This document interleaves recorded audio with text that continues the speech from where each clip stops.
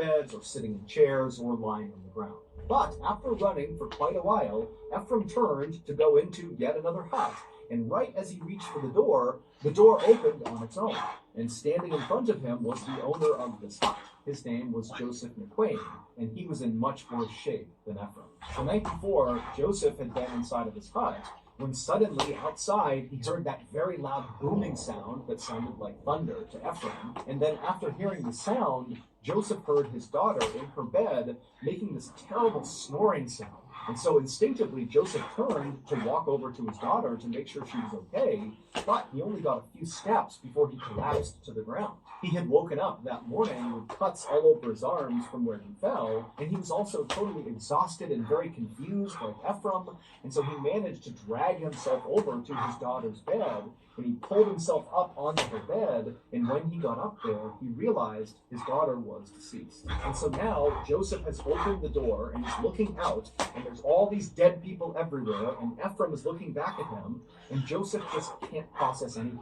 He's just standing there in a total daze, and Ephraim, he wanted to say something, but no words could come out. And so he too just stood there looking at Joseph. And the two men just stood there right on the threshold of this hut, staring at each other, saying nothing for several minutes, until finally they both just extended their hands and shook silently, and then Ephraim turned around and ran back into the road. And so Joseph at first followed Ephraim kind of out of instinct, but very quickly he veered off from Ephraim, and Joseph went into his neighbor's hut to see if they were okay. But when he opened the door and went inside, he saw all of his neighbors were deceased. But Joseph, he barely reacted to this. It was like he was so numb to what was going on, he just couldn't process it.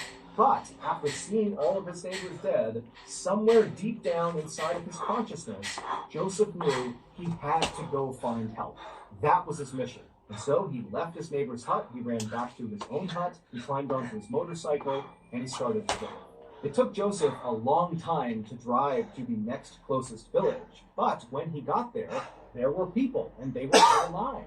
And so Joseph tried to tell them what had happened in his village, but Joseph just had such a hard time putting his thoughts together that his sentences just didn't make sense. He was kind of incoherent, and then when he did make sense, the things he was talking about, an entire village just suddenly dying, sounded crazy. And so nobody at this other village took Joseph seriously. And so that day, nobody from this other village went to Nios to see what was going on. But the next day, people from this other village did go to Nios. And when they got there, it was exactly as Joseph had said. The whole village was dead. And as authorities would soon find out, it was not just Nios that was affected by this tragic event.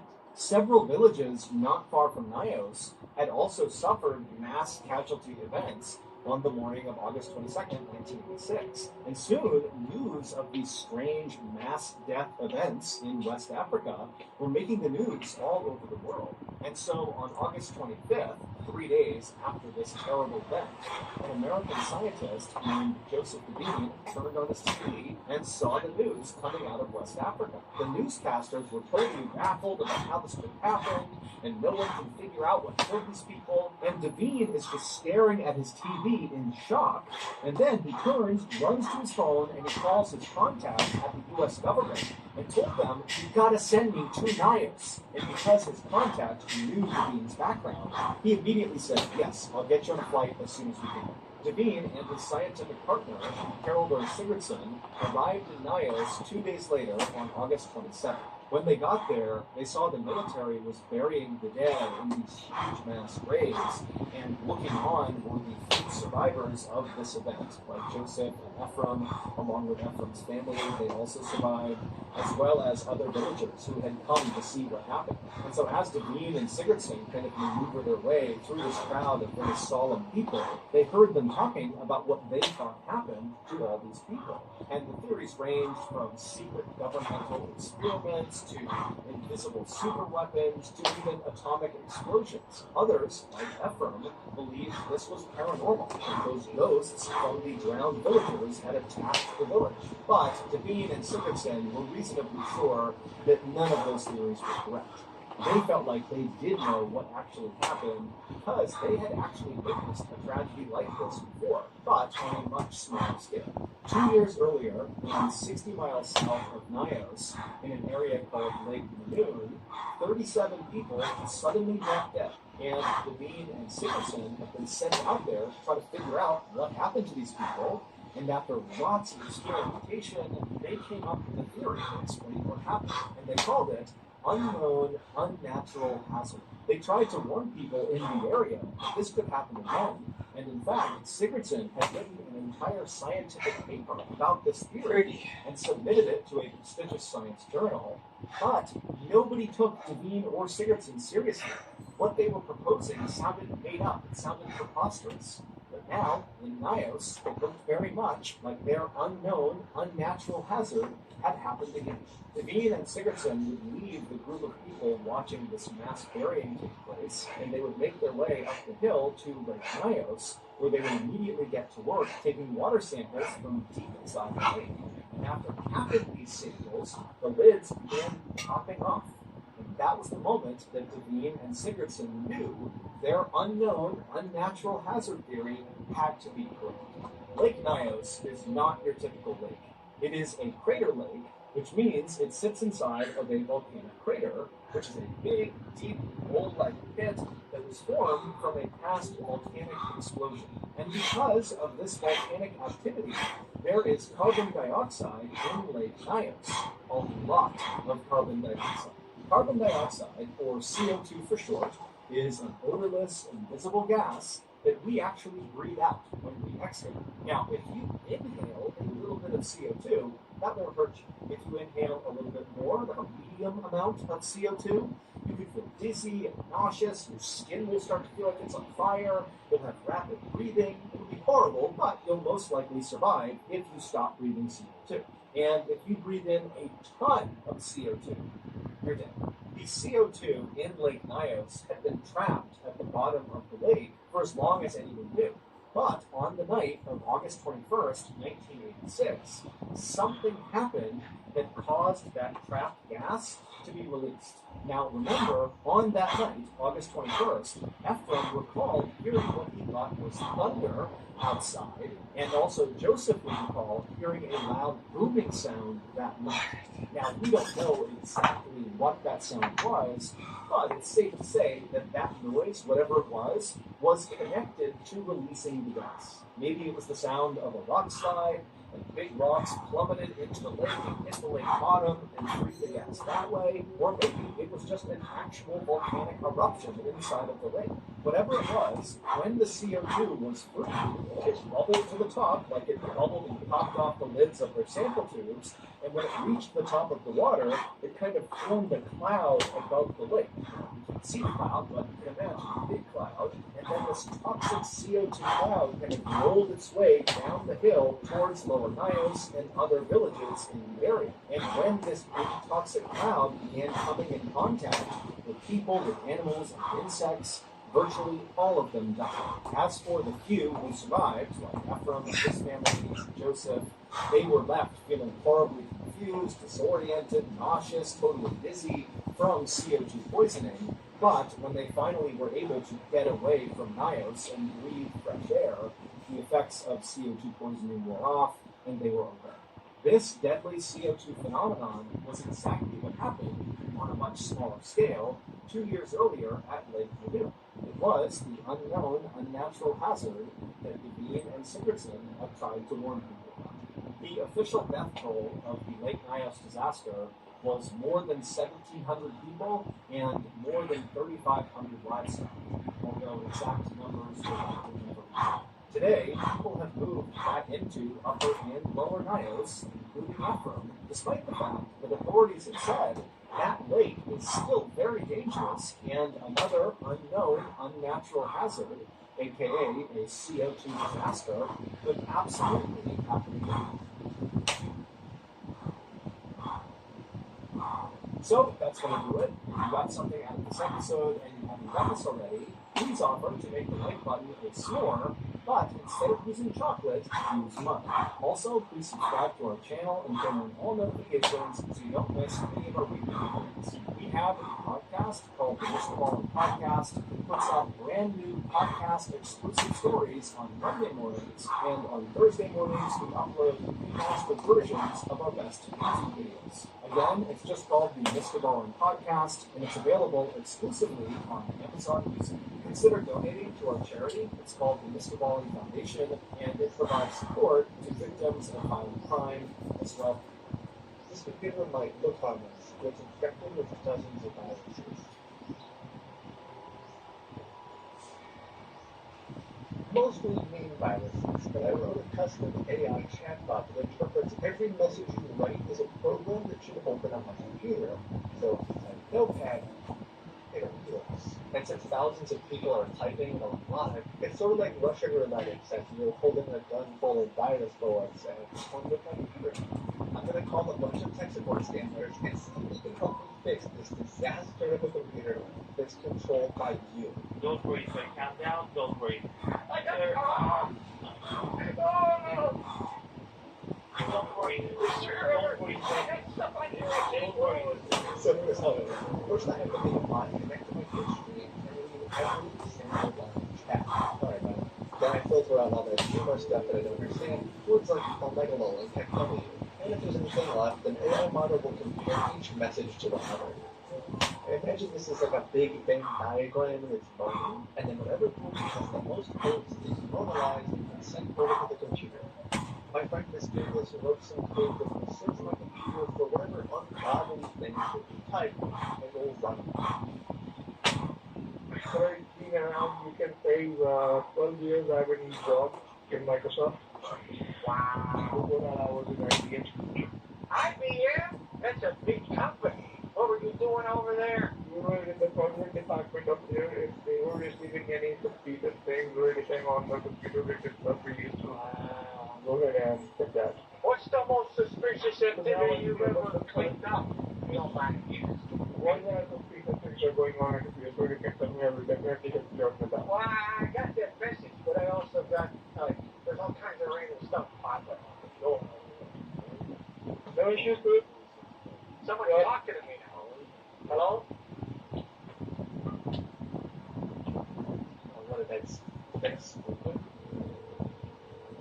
I'm sorry, this mailbox is locked. That's fast. I think the narrator scared him, and he blocked my phone number. So now I'm going to call another call center for help. But don't worry, sir, don't worry. I will be connecting you to our main server, okay? So you don't need to worry right now. You need to be calm down, okay? Because if you won't worry so much, then it's not good for your health. I'm actually feeling really tired right now. I was flying earlier. Yeah, I understand that too. It's taking a lot So out of why you were trying to? Man, you gotta see what they're doing. Sir, calm down, sir, okay? Your problem... Sir, calm down. Your problem will be solved. So you need to be patient and don't cry, okay? That box I did. Absolutely terrified. There's a barrier.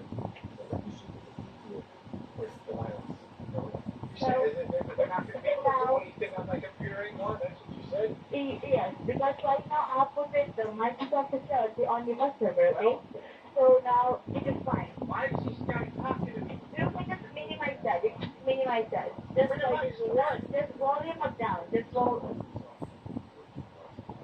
Ma'am, I don't know what any of this is. You need to check your email, whether you got any suspicious email. You need to check your email, okay? Whether you got any suspicious. Ma'am, You are not able to check your email? you know anything about computers? I know, sir. Okay, can you tell me one thing about computers? What's one thing that you know about them? What? What's, No, why are you asking that? Okay, and that's an electronic device for storing and processing data, okay?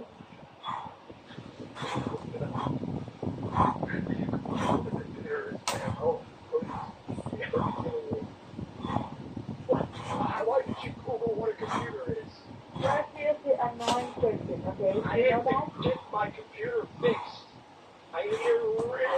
professional, man. My computer's in I'm serious. trying to help you out, okay? I need someone who knows something about computers other than they are electronic devices.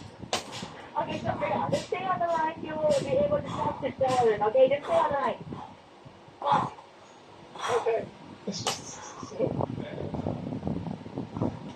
She has no clue what's going on, and your virus is winning right now. I guess something's trying to log into AOL. I don't know. So he's here, but he's confused. Obviously. This doesn't normally happen. What exactly is the other shit? Why? Things just keep popping up. Thing after thing after thing. There's some. What is that thing in the middle of my screen? Oh, come on. Now something else is wrong.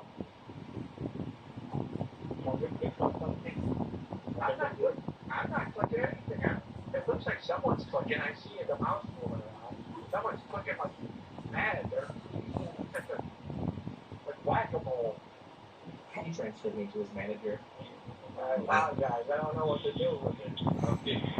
You must have to keep work for the house. Okay. I'm going to share the device and I'll let you know. I'm not touching it. Okay. It's just doing it by itself. This is never gonna. What was that? Okay. What was that? He's like pressing the exit button over and over again. You hear that? Frantic? Hey, what's that clicking sound? What the heck is that on my computer? Okay. A lot of the scammers I called have no idea how to handle this. It's probably because they don't actually know anything about computers. But this last guy spends an hour trying to fix it. Guys, it's like a laser light show. So the reason There's just stuff moving around. I just want to ask you, because the network that you are currently using right now is being compromised. Your internet has been hacked. Do you see the figure is downloading right now? There's accept next. Yeah, it's not accept next. I don't even know what the GPU is. I see something called snipping tool. Okay, don't worry, sir. Do you see I extract? I think the computer. I think it's too far gone. It's too far gone at this point. We are here for you. Don't worry. I'm not trying to remain calm, sir. This is not normal. I don't think this is normal. Don't worry, sir. Don't worry. I will help you out. Up today, it shows violence. I don't understand. Oh my God, I'm so sorry, sir. Don't cry, sir. Sir, we just need to continue. I'm trying.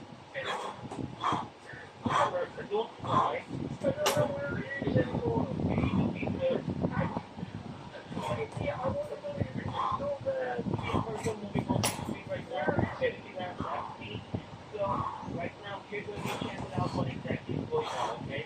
Our interlocutor is very calm now. It's your head. It's your picture. Yeah, that's me, sir, okay? That's our IT department, so don't worry about that. That means like you remove everything, alright? And then we're going to work on your computer, okay? Okay. Don't worry, sir. Calm down. Don't worry. Okay. Don't worry. Don't worry, sir. Don't worry. Sir, don't cry. Don't cry, sir. Don't cry. We on the line that we have a working line. We don't provide, sir. Your computer is not working at the moment. These hackers are taking access of your device, alright? So, we have to call immediately. The computers are really starting to struggle. Oh, you found the goose. Okay, can you tell me what exactly Site manager, please keep it on. I don't know. I got so much stuff on here. You know, I don't know how.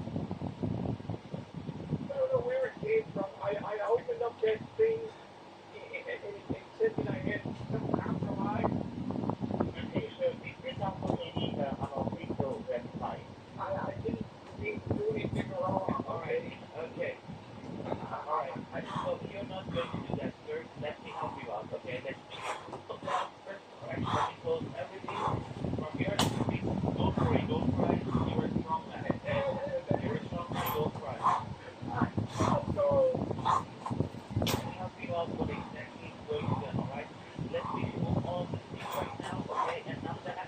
will work on your device and you can check it out.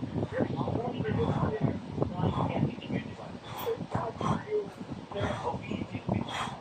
So do you see your computer screen right now?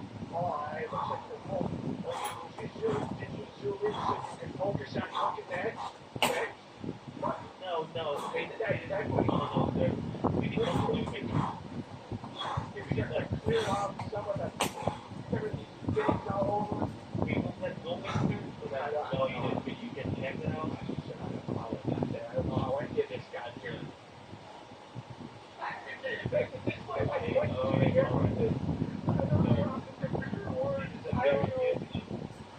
don't know what's going on anymore. First of all, have a glass of water. I'm working on your computer right now. Okay, you're going to be able to fix this, right?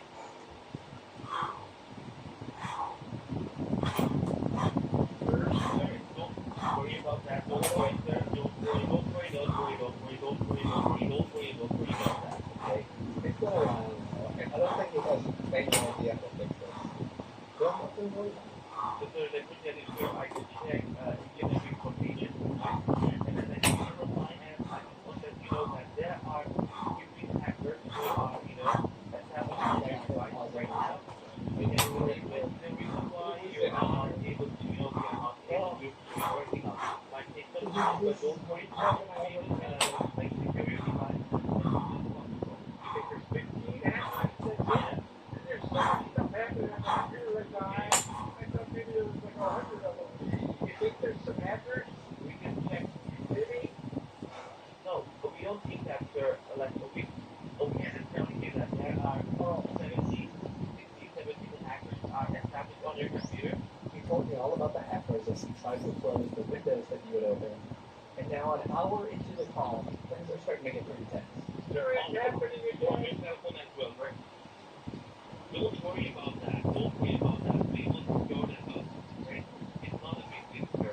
Okay? It ain't a big But deal. we need to focus. Sir, first of all, you are not listening to me, okay? That's the big deal. Sir, you just can't right now. Just calm down. Okay. Yeah. No, we'll help you out, okay? Okay. Sir, if you are listening, we'll work it out. I am listening. So first of all, you are connected to the store line right now. Not me. The computer. Sir, don't work on your computer right now. Do not take a look on your computer. Don't look at it, you're saying? Don't look at it. Don't look at it because sir, what we do is secure your device. No matter what. Okay? We are the fire camp, okay? And by the way, here if you are gonna get the secure line, no hackers are listening from the frequent hacking mobile, okay? So, as I can see from my end, I have the results right now. You have now and this is great, alright? The first thing is saying illegal activity found on www.formula.com. Source is compliant. So, first of all, don't try. Listen to me, sir. Sir, listen to me. Listen to me, sir. Oh, God.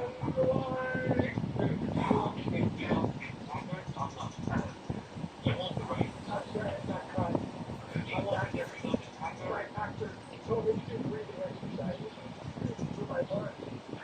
Sir, you are not listening to me smart, sir. They are trying to use your financial information. Do you have any debit card? You have any debit card. Okay. So, sir, Is there some way to ask if you want to...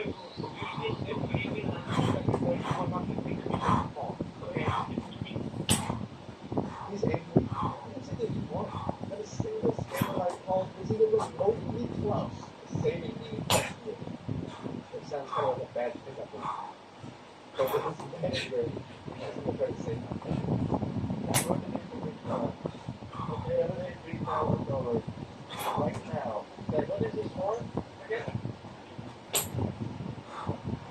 Now, we are converting your dollar into the video cryptographic form so that the money won't be in our phone. Just to be clear,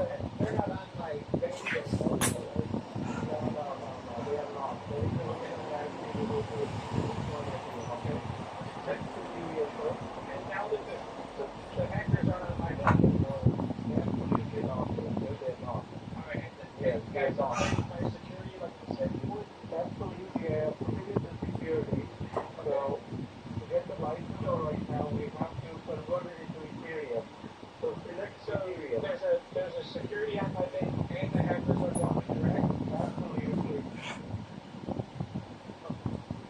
Okay.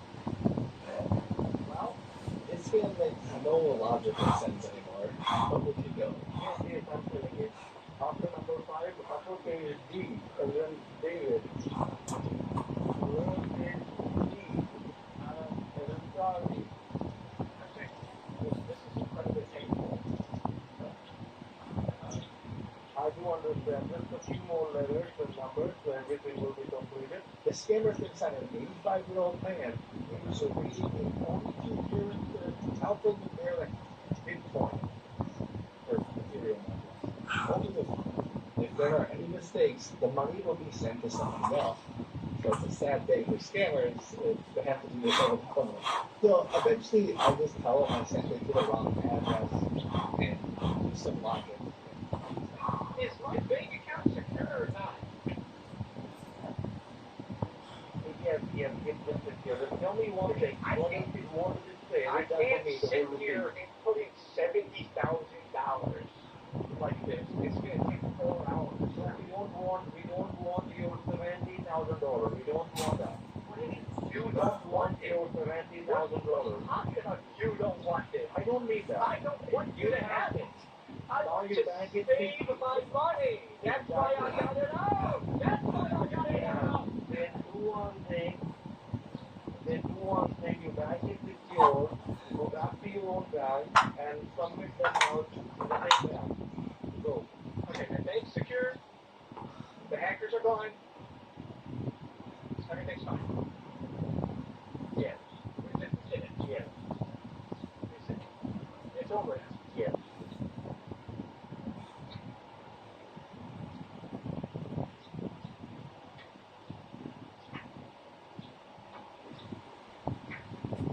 Thank you.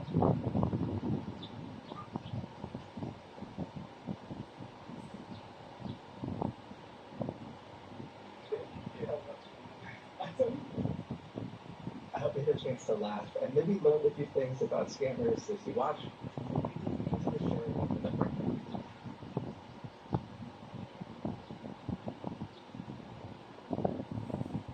On a warm September morning in 2014, it was a day like any other as hundreds hiked their way up Japan's famous Mount Ontake. As autumn leaves crunched under their boots, all of a sudden, a deafening thunder reverberated through the air. The ground shook, and within seconds, hundreds now found themselves swallowed by an enormous plume of ash. This is the nightmare on Mount Ontake.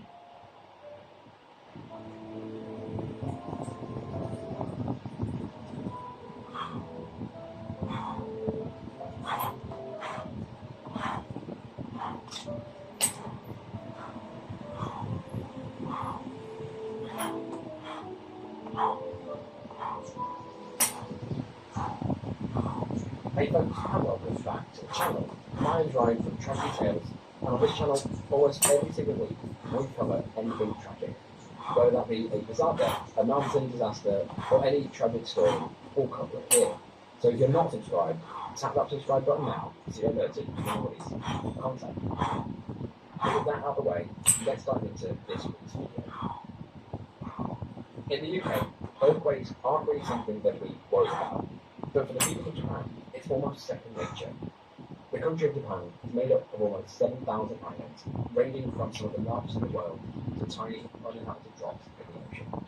These islands are hit by arguably the most frequent earthquakes and tsunamis in the entire world.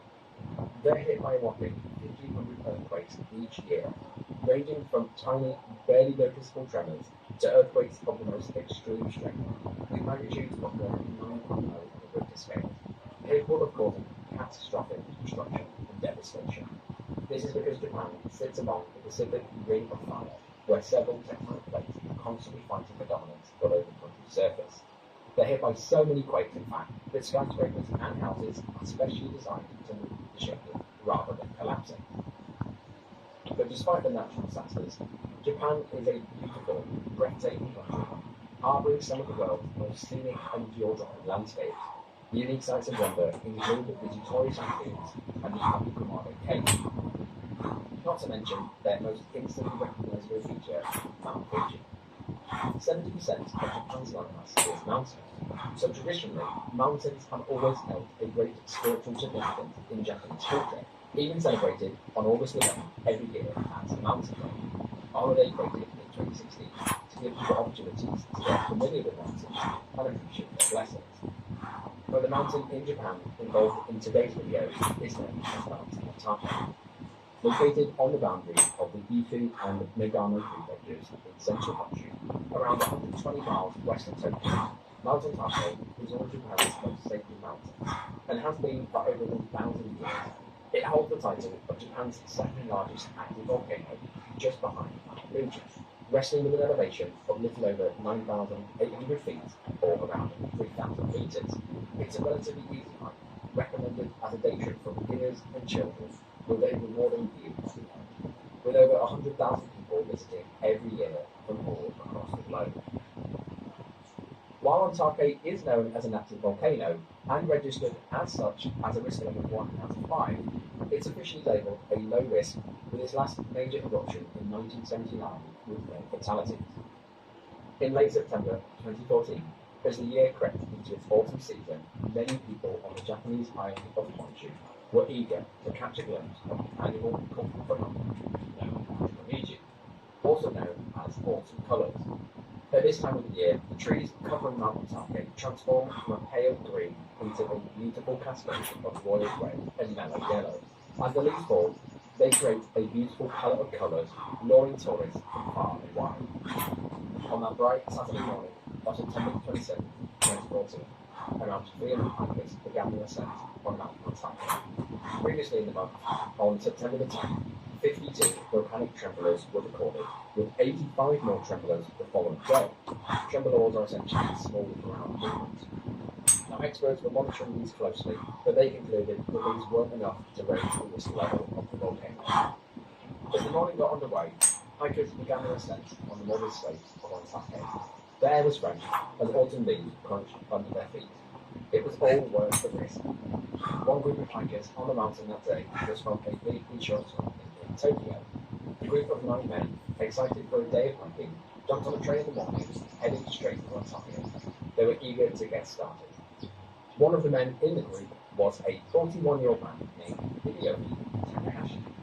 As Takahashi and his group ascended, Takahashi eagerly snapped photos with his phone, finishing with a photo taken at the summit by his colleague, showing Takahashi looking happy as one could be, standing next to the Mount Otake summit side, smiling and giving a thumbs up.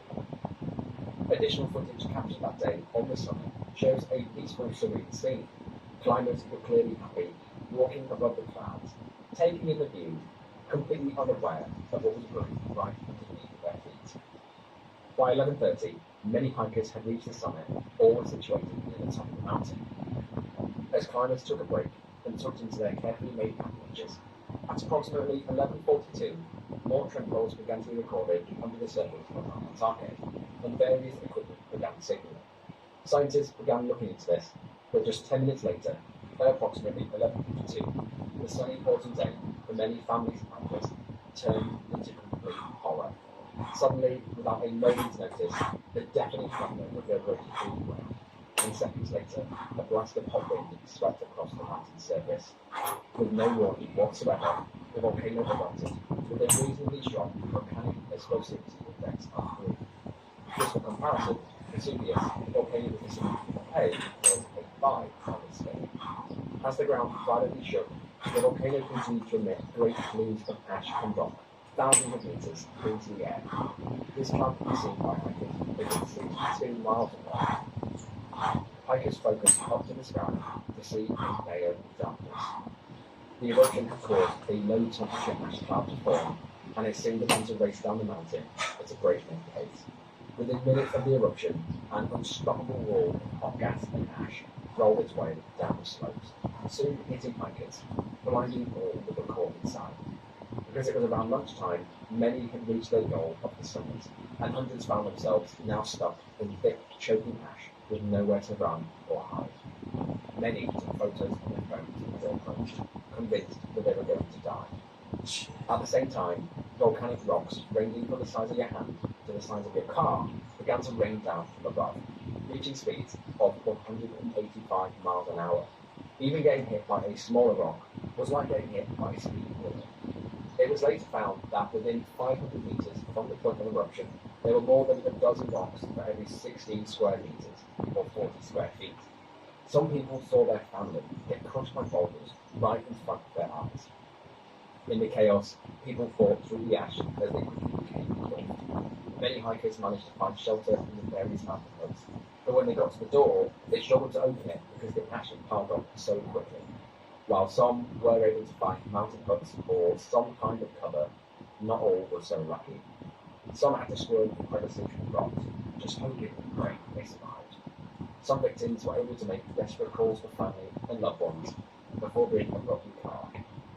While the rock fell like hailstones, survivors huddled together in the mountain huts, unable to see or breathe as the ash billowed through the broken windows. They prayed for it to end, unsure if there would be another eruption to follow. As the terrified people bunkered down in their huts, rocks continued to rain from the sky. Some of the climbers even put hands on their heads to protect themselves.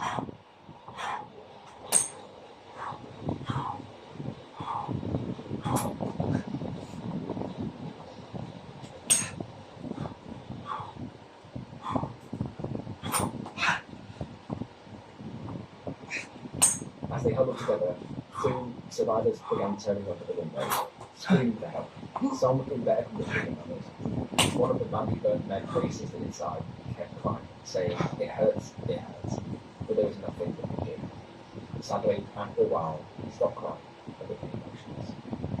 As the windows were all broken, gusts of wind would bring ash and intense heat into the huts. They soon became a sauna for those trapped inside.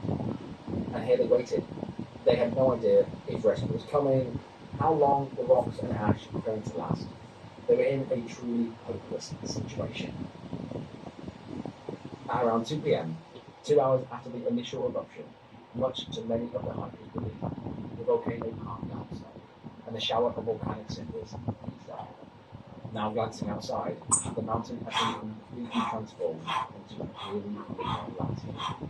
Everything the eye could see was now coloured in red. In some places, it was 2 foot deep. While most people decided to wait for rescue from the huts, some decided to take their lives in their own hands and took a risk to such the mountain themselves, wading through the ash.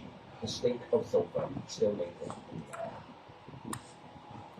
For those who did decide to wait for help, at around 4 p.m., mountain rescue and ministry arrived at various mountain hills to find pure devastation. The scene was described as a bottomless swamp of ash. They found people lying lifeless in debris, completely buried in ash.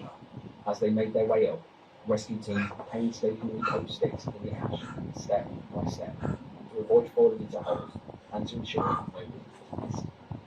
In the eruption, heavily toxic fumes were also emitted, so rescuers donned face masks and carried toxicity measurement devices.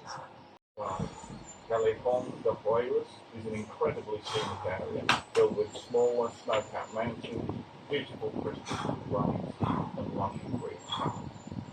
Nicknamed Switzerland and Peru, it's popular with tourists and climbers alike, but it's also home to many thousands of indigenous people living in the small towns and villages which cluster in the lush valleys below the mountains. However, this seemingly idyllic landscape has its own set of hazards, and when they happen, the resulting disasters are almost physically involved. For example, in 1962, part of the upper ice line of the North Peak of Huascarán, zone known as Glacier 511, broke loose, and thousands of tons of ice and rock crashed down into the Rio San Blanco Valley. The result was instant devastation. With almost no time to react or flee, whole villages were flattened as the debris hurtled down the valley, crushing and burying everything. An estimated 4,000 people were killed, and if that sounds bad, well, it only gets worse from here on in. In the wake of this catastrophe, 2 American climbers, Dave Bernay and Charles Sawyer, who were working out of Boston's prestigious MIT facility, undertook a reconnaissance trip to Peru to climb Huascarán and make an assessment of any ongoing damage to the planet by the mountain. What they found, far far exceeded any worst-case scenario that they could have envisioned. High up on the North Peak, they found an enormous slab of vertical rock being steadily undermined and loosened by the moving ice of glacier 511. They estimated that this cliff face, which was hundreds of metres wide and over 1,000 metres tall, would cause an avalanche of destructive force far, far greater than the one that he just built 4,000 feet. Upon voicing their concerns to the local authorities, the newspapers got wind of the story, resulting in a front-page headline which read, "Dantesque avalanche threatens Yungay being the largest village in the Malayaland." This alarming headline did not go down well with the Peruvian authorities.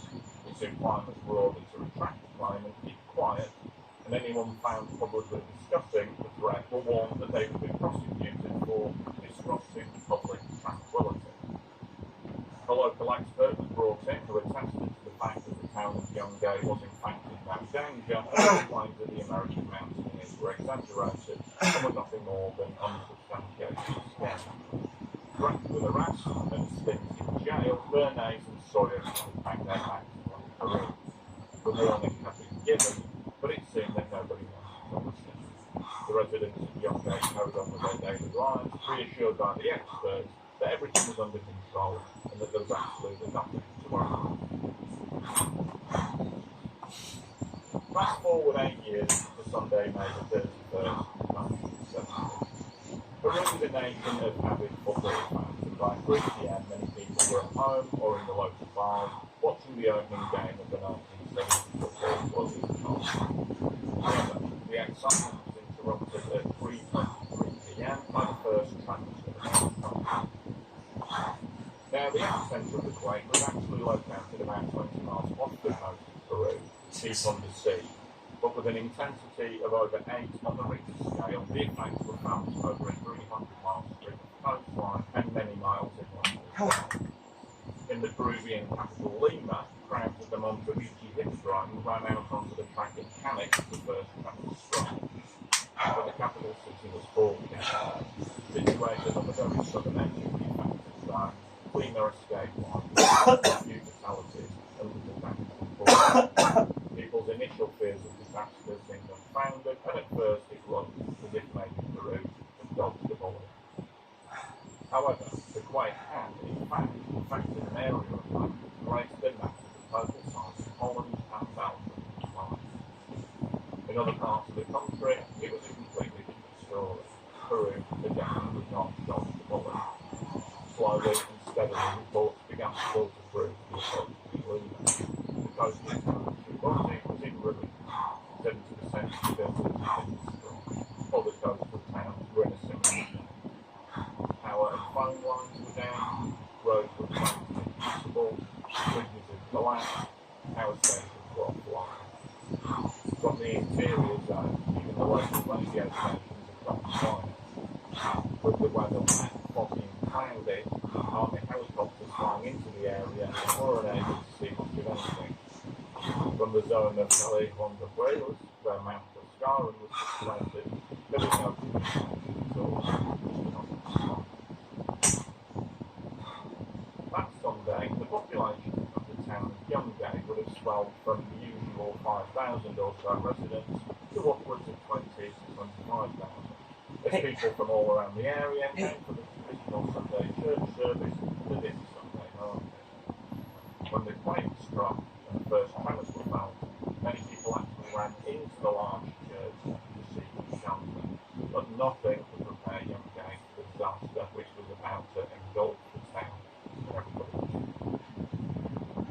Just as the American climbers had predicted 8 years previously, the massive rock face hanging above Glacier 511 gave way immediately as the first tremors struck. The slab of cliff face that fell is estimated to have been about half a mile wide and many hundreds of feet tall. This enormous mass fell 2,000 feet straight down, landing on the glacier below, whereupon it barreled straight down steep ice, picking up ice, snow, rock, debris, and flames. The first victims of the avalanche were a team of 15 Czech climbers who were on the mountain at the time. they were simply swept away and never seen again. The massive material that moved that day is beyond comprehension. Somewhere between 50 to 100 million cubic meters of rock, ice, snow, soil, and freezing water flooded down the valley, moving at an incredible 270 miles an hour. Huge boulders, some the size of small houses, flew on ahead of the main flow. They were estimated to be moving at an incredible 680 miles an hour, and these enormous chemicals of destruction obliterated literally anything in their path. In under 2 minutes, the flow reached Yonge, and the massive wave of destruction, a 200-foot tall seething mass of grey, mud, rock, travelling at 250 miles an hour, simply wiped Yonge and the 25,000 people sheltering there off the face of the earth. Photos taken in the aftermath show a featureless flat plain where the picturesque little town once stood. The only indication that anything once existed there were the tops of the 4 palm trees which flanked the town square and the rear end of a boss which was left sticking up out of the mud. The rest of the area around looks as barren and as bare as the surface of the middle. Ironically, just about the only structure of Yonge that survived was the town cemetery. It had been built on the top of an old Indian burial mound and thus escaped the full wrath of the debris flood. The statue of Christ, his arms outstretched, now gazed down over a scene of morbid desolation. From an estimated 22 to 25,000 people, there were around only 350 survivors. A high proportion of these were children. Reports from the time stated that the kids had been watching a clown show and that when the first tremors struck, it was the clown that led the children to high ground and thus saved their lives. It was a tiny ray of good news amongst the terrible devastation, but even this has taken effect. These youngsters were often the only surviving members of extended families. One heartbreaking quote which I read from a young boy stated, "I lost my parents, my grandparents, my aunts, my uncles, my cousins, and all my friends from school. Everyone I knew was gone." Due to the poor weather and the lack of passable roads, it took rescue teams the best part of the week to arrive in the area. Meanwhile, the few survivors had been living without food or shelter and were in very poor condition. Such was the sheer scale of the disaster that aid teams flew in from all over the world, and even the United States First Lady, Pat Nixon, visited the area to draw attention to the plight of the Peruvian people. Relief efforts went on for months, but it took years for some areas to fully recover from the effects of the earthquake.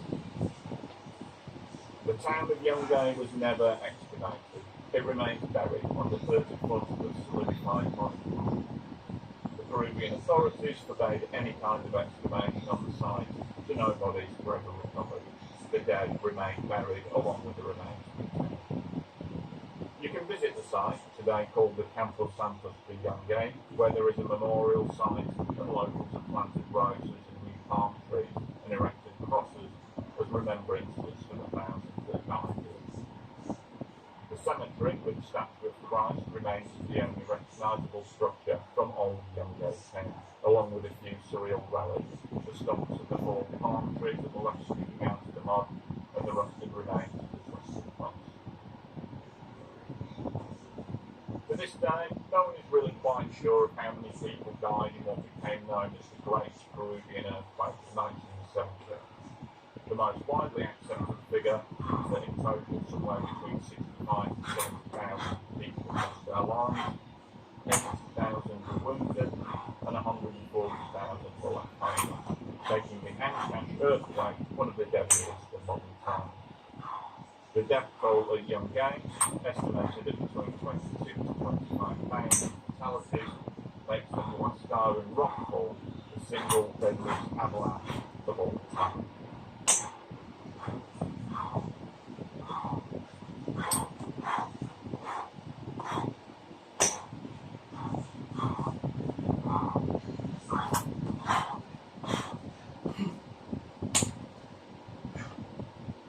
I have to start today's video video with this one.